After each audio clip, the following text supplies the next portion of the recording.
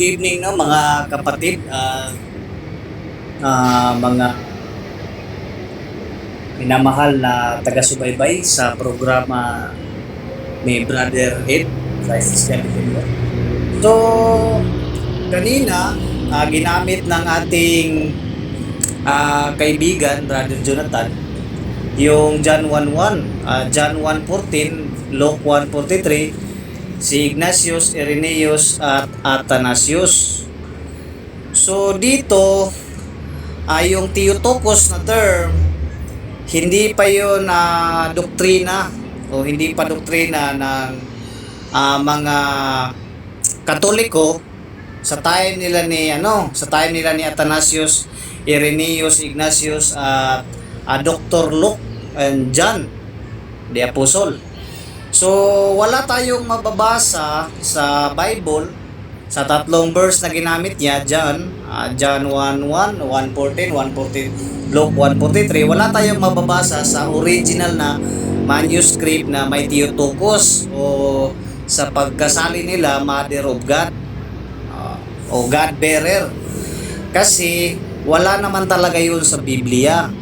Hindi mo rin mababasa yun sa modern major translation ng mga Biblia, yung term na Mother of God, kasi yung ginamit doon is ina ng Panginoon, which is Lord. So yung Lord na ginamit dyan is hindi pwede na gagamit ka ng Lord, ikakapit mo agad doon sa God.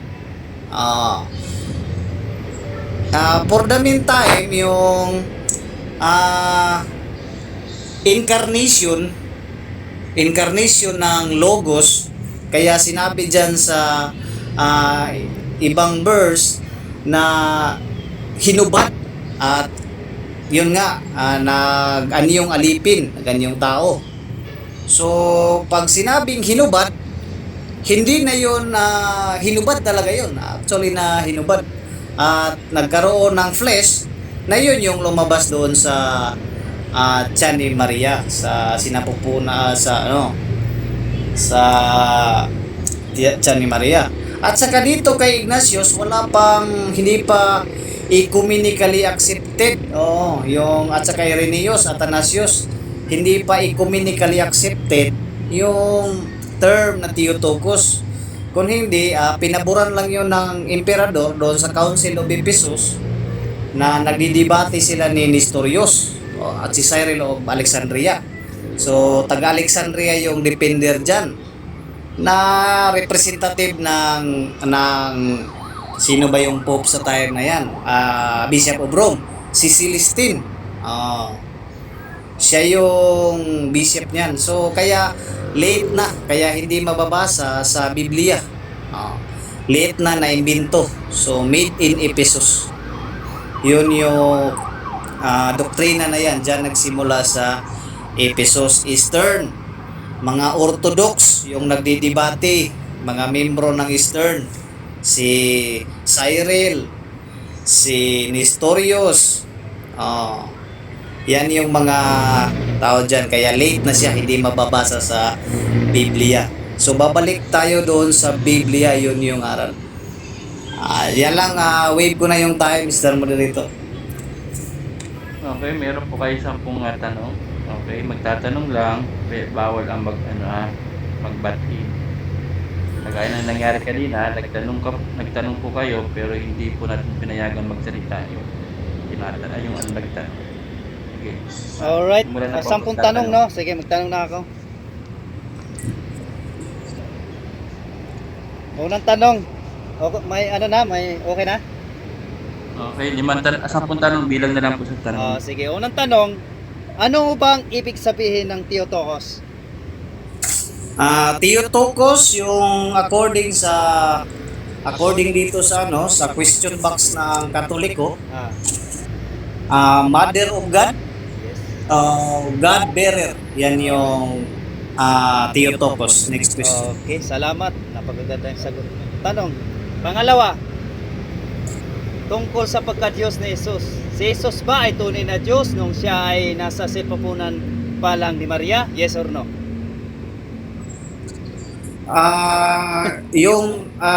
Ito. No. No. No Alright, yung sige, tuloy mo, tuloy mo. yung sagot. Brother, excuse me as a moderator. Gusto ko yung makatotohanan tayo. Pag nagsagot, huwag tatawa. Hindi naman tayo INC. Itong Sige, platform sige. nito, brother. Ay, sorry, ito- moderator. Sige, tuloy mo, tuloy mo. Hindi, paglilinaw ko lang, hindi ito platform ng INC at MCGI. Ito yung platform ng Church of Christ na maayos. Okay? Kung magtanong ka, bawal ang magtawa. Yan ay, yung way na yan ay pwede natin talo ka na sa debate. Alright, sige, tuloy mo. Sorry, moderator. Sige, tuloy mo. Okay, pakiulit ng tanong, Alright. please. Sige, pakiulit kong tanong ha. Tanong tungkol sa pagka-Diyos ni Jesus ito.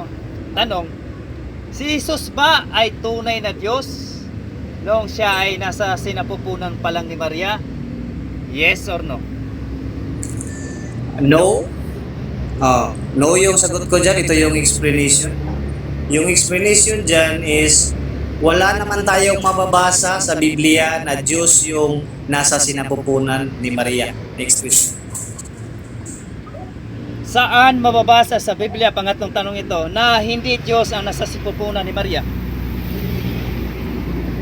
Okay, ito yung sagot ko. Sinabi ko na kanina na wala tayong mababasa na yung Diyos yung nasa sinapupunan ni Maria. Moderator, tanong ako ng talata. Saan mababasa sa talata na hindi Diyos ang nasa sinapupunan ni Maria?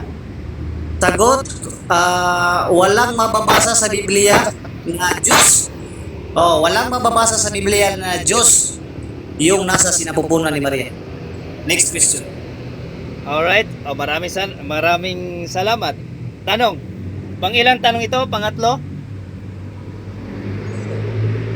4. Alright. Kung Diyos, alright, ito, itong pangapat. Tanong, mula sa Lucas 1:23. Bakit tinawag ni Elizabeth na ina ng aking Panginoon si Maria? Kung mali pala iyon. Okay, tinawag yun na ina ng Panginoon at hindi naman ina. Ina ng aking Diyos. Kaya yung Greek word ng Panginoon is kurios. Yung Greek word ng God is Theos. Plural. Kasi may S, Theos. Hindi mo yun mababasa doon sa original manuscript ng Luke 1:23. Next question. Alright, salamat. Tungkol sa persona ni Kristo, dalawang bang persona si Jesus o isang taong ipinanganak at isang Diyos na hiwalay? Objection, Mr. Moderator. Hindi po tayo nag-topic dito ng divinity of Christ. Tinutokos po yung topic natin. Tama. Christ, Moderator. As a moderator po, ako po mag-rule out. Tama po, hindi po ito Christology, ito po ay Theotokos. Pag po ito tanong. Moderator, counter po ako. Dahil ang Theotokos, ito kay Mother of God nga, pasok pa rin si Kristo dito. Kaya nga pasok pa rin itong tanong ko tungkol sa persona ni Kristo. Dalawa pang persona si Jesus o isang taong ipinanganak. Tikot ha? O isang taong ipinanganak at isang Diyos na hiwalay. Yun ang tanong ko. Pasok pa rin. Kasi nga, Theotokos nga eh. Baguhin na lang po, brother, ang tanong. Ipasok sa salitang Alright, Theotokos. sige. Wait ko na lang. Sige. Pangapat na tanong, no? As a moderator, ang subject ay si Maria, hindi si Jesus. Kasi Theotokos. Alright, sige. Iwanan ko na yan dahil nag-wait siya. Alright, tanong sa lohika. Kung isang babae ay nanganak ng isang hari, masasabi ba nating ina siya ng hari? Yes or no? Okay, sagot ko dyan, no. Kasi wala tayong mababasa na yung pinanganak ni Maria is a king. Wala tayong mababasa sa Biblia na yung pinanganak ni Maria ay hari. Kung may mababasa ako, moderator, talo na siya. Tatanggapin mo ba mo? Sige, base kanina sa challenge, hindi ko rin tatanggapin yung challenge. Kagaya ng nangyari, ayaw na rin tanggapin yung challenge. Alright, Namin salamat. Na, okay, next. Wala pong challenge. Salamat, Unless salamat, wala salamat. pong kapal. Oh, salamat, Ah. salamat naman. Alright, si honest question, no? Salamat naman. Next. Alright, next question. Pangilan ng question, moderator? Pang-walo. Pang-walo na ito? Kasi hindi niya tinanggap kanina eh. Base doon sa objection, Mr. Moderator.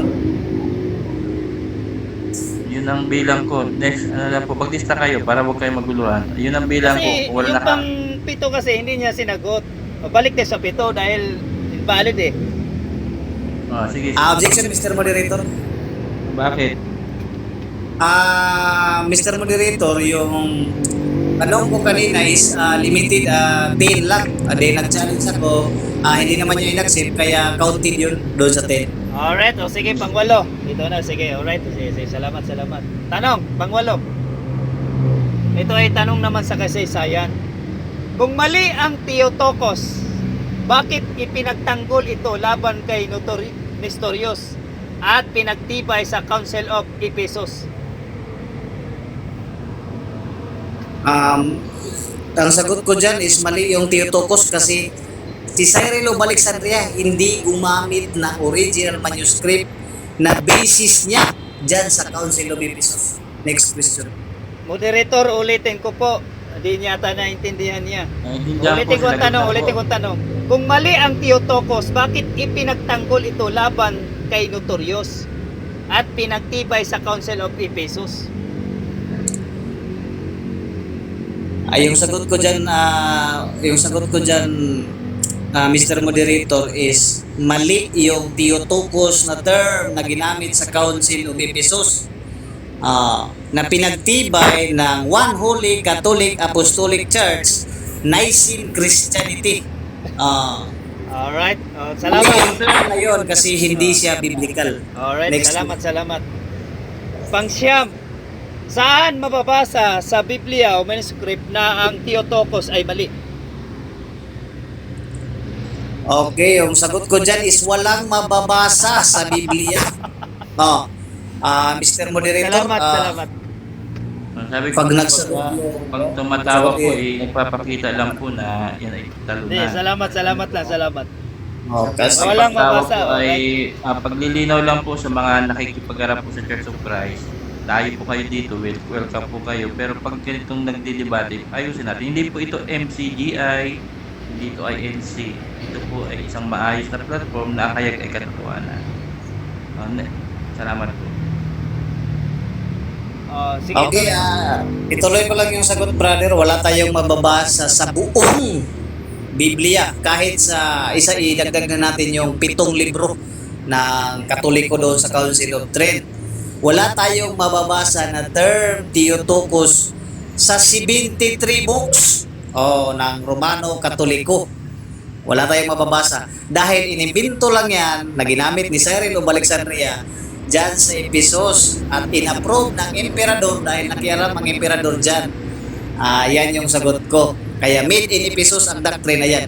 Hindi made in first century by the apostles. Last question. Ano ba talaga ang katotohanan dahil wala kang mababasa na ang Theotokos ay mali? Ang tanong, dahil wala kang mababasa na ang Theotokos ay mali, saan ako maniwala? Sa unawa mo o sa unawa ng mga Church Fathers? Okay, maniniwala ka sa unawa ng Biblia. Yun yung malinaw. Pag walang sinasabi na Biblia na term Theotokos, yun ay tama. Wala yun, walang made in Ephesus. Kasi yung doctrine na yan na dyan lang sa Ephesus yan, ecumenically accepted ng Pentarchy. Kaya yan yung sagot ko. Thank you. Okay, salamat po. Diyan na po natatapos ang ating palitan ng 5 minuto. Sana po na-enjoy nyo. May ano pa, Lods? May final conclusion pa? Magko-conclusion pa ba kayo? Sige. Oo, may pa na. 2 minutes. 3 minutes lang bro. 3 Sige, minutes pwede. first, no? ang negative, ang Negative mo na. Mauna Mauna? negative. Sige, okay. Ikaw ba 'yon? Sino ba Okay, nauna sa iyo? Saglit lang brother, lagyan natin ng oras. Okay. Ilang minuto ba? 3 minutes lang. Kasi ano naman lang ito, friendly discussion, may tema lang. Yeah, may time ka na. Okay. Good evening again, no? Sa lahat. Lalo na sa mga kapatid dito at ka-brother Jonathan, na isang member ng Roman Catholic Church, at sa mga viewers. Good evening. Thank you again, Mr. Moderator, Brother Jonathan, at Bro Waze, Brother Ray, Brother Ed. Explain ko lang na conclusion ko lang na yung Theotokos term is wala talaga yun sa Biblia. Yung Theotokos na ecumenically accepted dyan sa Ephesus sa 431 AD, kasi may term na ginamit si Nestorius na Anthropotokos o kaya Christotokos, Christ bearer, kaya Anthropotokos. Yung ginamit na term pagkontra doon kay Cyril of Alexandria. Nanalo lang naman si Cyril of Alexandria dyan dahil pinaboran siya ng emperador, dahil yung emperador nag-iwan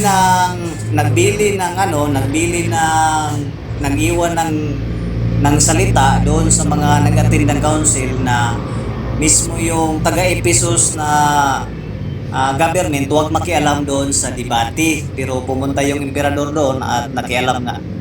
Kaya dinismiss yung kay Nestorius na Anthropotokos, Christotokos.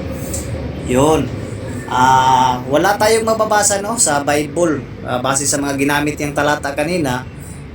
Sinalihan ko na ng Biblia na 73 books, wala pa rin tayong mababasa na Mother of God o yung Christ, God bearer. Kasi pag sinabing God bearer at Theos pa naman yung ginamit kanina sa term niya, yung Elohim at Theos magkatumbas yun. Yung Elohim plural, yung Theos plural. Kaya doon ikinapit sa term na Theos yung Trinity. Yun yung malinaw. Kaya Theos yung ginamit mo, tapos ipapasok mo doon sa tiyan ni Maria. Hindi naman siguro pwede na yung Trinidad talaga yung nandoon sa loob ng tiyan ni Maria, kundi hinubad yung pagka-Diyos at nag-ani yung alipin, nag-ani yung tao. Yun yung ani yung tao na nandoon sa loob ng tiyan ni Maria. Kasi wala tayong mababasa na Diyos yung nasa tiyan ni Maria. Kasi incarnate yun. Ano siya? Fulfillment ng prophecy doon sa Old Testament. Revealed. Tapos na ba? Oo, katapos na ba? Thank you. Go. Ikaw na brother, Jonathan. Alright. Tapos na ba? Sige, salamat. Ikaw na. Oras. Alright, salamat, no. So talagang napakaganda itong topic natin for today, na ang Theotokos talagang ito ay talagang pinabuluhan nila, na talagang ito ay sabi nila wala daw sa Biblia, no. Talagang ito yung mga dahilan kung bakit ang mga anti-Catholics talagang hindi naiintindihan kung anong ibig sabihin Theotokos, no. So hindi literal na nakasulat sa salitang Theotokos sa Biblia. Dahil wala namang nakasulat sa Biblia, na ang hindi nakasulat sa Biblia ay hindi dapat paniwalaan, o walang nakasulat na ganyan. Dahil na nakasulat doon yung salita at yung tradisyon, yung nakasulat at sa tradisyon, yun ang natural dyan. So ibig sabihin, hindi ibig sabihin ito wala nakasulat sa letra po letra na Theotokos sa Biblia ay hindi na dapat paniwalaan, no? So ang punto ko dito, ano bang ibig sabihin ng Theotokos? Hindi lang litra po litra, kasi delikado po kapag yun ang hanap natin, no? Yun po ang hanap natin, litra po litra. Ibig sabihin ang pangalan mo ay wala sa Biblia, ibig sabihin hindi ka totoo. Yan po ang ibig sabihin yan. Ibig sabihin, delikadong aral po yung kung ganyan. Pag litra po tayo, naghahanap sa Biblia, no? Na talagang ulitin ko, ang pangalan ng aking kaibayo ngayon na wala sa Biblia. Bakit tunay siya na tao na pinawala natin na siya nagsalita ngayon na wala naman siya sa Biblia? So, ang paliwanag ko, kanina ko pang piniwanag ang Theotokos saan talagang napakaganda yung paliwanag natin kanina. O tama, hindi talaga nakasulat mismo salitang Theotokos sa Biblia, pero hindi doon nagtatapos ang usapan, no? So tanong na ibalik natin sa kanya, no? Pero ibig sabihin, kung wala pa ang salita, wala pa rin ang katotohanan. Halimbawa, wala sa Biblia ang salitang Trinity, wala rin ang salitang Bible sa Biblia, pero naniwala tayo sa katotohanan ng tinutukoy nila.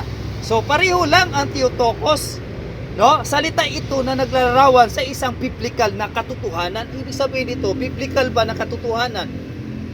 Ang biblical na batayan sa Lucas 1:43, sinabi ni Elizabeth, ina ng aking Panginoon. Kung ang Panginoon ay tumutukoy sa Diyos at si Maria ang ina ng kanyang Panginoon, malinaw na ang lohika. Napakasimple lang. Ayon sa Juan 1:14, ang salita ay Diyos. Ang salita ay nagkatawang tao. Kaya natawa ako kanina dito. Sabi niya, ang pinanganak ba ni Maria ay Diyos? Ay, hindi daw. So, talagang patunayan mo yan. Ang pinanganak ni Maria ay hindi Diyos. No? Kung ang Diyos ay naging tao at ipinanganak, sino ang nanganak? Si Maria? Kaya nga ipinanganak ay Diyos na nagkatawang tao.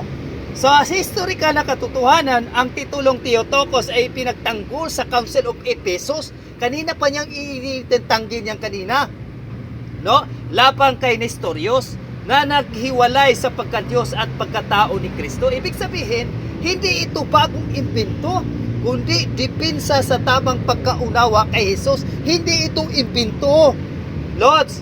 Ibig sabihin, hindi ito bagong imbento, hindi dipinsa sa tamang pagkaunawa kay Jesus. So, ibig sabihin, walang salitang Theotokos sa Biblia, pero kahulugan nito ay nasa Biblia. Kung si Jesus ay tunay na Diyos na nagkatawang tao at si Maria nanganak sa kanya, tama lang na tawagin siyang ina ng Diyos. Kaya nga tinatanong ko siya kanina kung ang hari may anak. Time na, brother. Time Ay, na. alright. Sige, salamat. Salamat sa magandang Salamat. brother, Okay. Jonathan, yung mga kasamaan mo dyan, mga debater, yayain mo sa aming live. Alright, maganda, salamat. mas- Mauna ako, no? So, salamat, no? So, sa mga safety, Ah. Catholic Faith Defenders, no? So, panyayahan ko kayo na sana makinig kayo at suportahan natin bawat platform na sana walang anonym, no? So, magandang Sa tingin mo, magandang Brad platform Jonathan, ang tanong ko lang, okay ba kami? Mais ba mag... ito. Yes, salamat. Okay. Right. Yan ang magandang kumbaga doktrina ang ating pag-usapan natin dito, no? So katapusan, magpasalamat para kumpleto package tayo, no? So salamat sa aking kaano ko ngayon si Riz, anong pangalan niya? Si Restoration. Restoration, no? So salamat sa iyo, brother. Yes, sa bro. sa ulitin natin, no? So 10:08 na kasi may pasok kasi talaga ako. Crisis Yayain mo God, yung mga bakit debaters ayaw mo mo, ha? mag-live ng mga 8, mga 7:30 gano'n? Ay, ako, marami pang ginagawa niya. Alright. Kaya pala. No, bukas siguro akit ako ulit. Maraming salamat. No, so Magyaya ka pagkatapos- pa. Magyaya ka ng mga mahilig sa debate. Alright, Salamat. sa si Numina. Alam mo si Numina, sila Boy Litra, mga kasama ko yan. Oo naman. Nakakano ko man na sila kahit kung sila nakadebate. Mga lalo na pong mga sa mga INC, lagi kong kadebate yan. Kaso hindi yata sila nag-live ngayon. Kaya hindi ako napaakyat. So limitado lang kasi yung oras ko, kaya minsan nagbabadali ako, sorry, no. So, yan lang. Maraming salamat at God bless po sa ating lahat. Pagkatapos ni Restoreo, magbabaan na ako. Okay, thank you, brother Jonathan. No? Ingat, God bless sa'yo. Welcome sa live namin. Thank you, brother Ed, Mr. Moderator. Alright, Na. maraming salamat din sa inyo, no, sa Restoreo. So, God bless. So, 10:09 na kasi may pasok talaga ako bukas, medyo malayo. Okay, So, God bless. brother. Maraming salamat, Chris God. Abangan ko yung conversation mo, no? So, kailan ka mag-convert, no? Well, salamat. God bless. God bless sa atin lahat. Okay. So, bukas akit ako, dapat ma-promote natin ngayon. Anong topic natin bukas? Ano naman tayo bro? Trinity, Trinity ng Bible at saka dipinsan mo yung Trinity ng Katoliko. Alright, o sige, maraming salamat. Maganda rin yan. O sige, bukas. No. Yun yung maganda. Oo, Doctor- yan maganda bukas yan. O sige, bukas akit ako ha. Next Oh, naman, sige. interpretation Alright. naman. Mag-iya ka dito sa platform namin, mag-iya ka. Maganda Sabi yan, mo, maganda yan. O sige, Mas maganda yan. maayos dito, wala ditong ligalig. O sige, maganda yan. O sige, God bless. At maraming salamat sa iyo, Francis God. Salamat, God bless. Okay.